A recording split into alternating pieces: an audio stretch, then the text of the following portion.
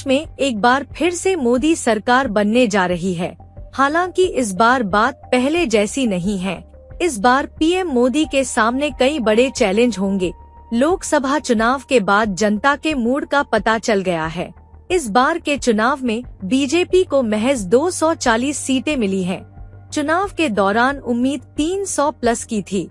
हालांकि बीजेपी बहुमत के आंकड़े से भी पीछे रह गई। इस बार के कार्यकाल में बीजेपी को अहम फैसले लेते समय सहयोगी दलों का ख्याल भी रखना होगा। इस बार पीएम मोदी के सामने 5 बड़े चैलेंज होंगे।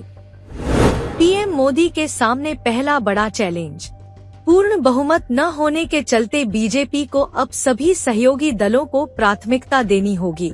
नरेंद्र मोदी के सामने एनडीए परिवार को एकजुट रखना बड़ी चुनौती होगी। कानून और बिल में अब सरकार को नीतीश कुमार और चंद्रबाबू नायडू का भी ध्यान रखना होगा।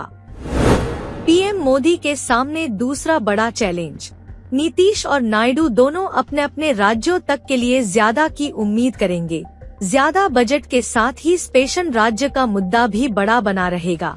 दोनों ही नेता बिहार और आंध्र प्रदेश के लिए पहले से ही स्पेशल राज्य की मांग करते रहे हैं।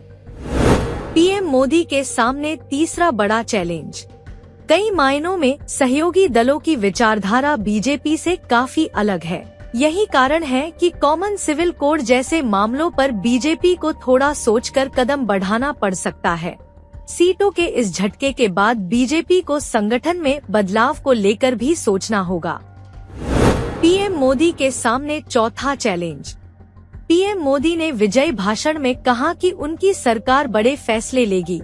हालांकि यह 5 साल मोदी मैजिक की चमक को वापस लाने में कितने कामयाब होंगे, ये बड़ा चैलेंज है। लिहाजा सरकार को अपनी नीतियों को धरातल पर उतारना होगा। मोदी के सामने पांचवा चैलेंज, आने वाले समय में कई राज्यों के चुनाव भी होने हैं। बीजेपी के सामने महाराष्ट्र, दिल्ली और हरियाणा जैसे तमाम राज्यों में विधानसभा चुनाव में भी बेहतर प्रदर्शन का दबाव रहेगा।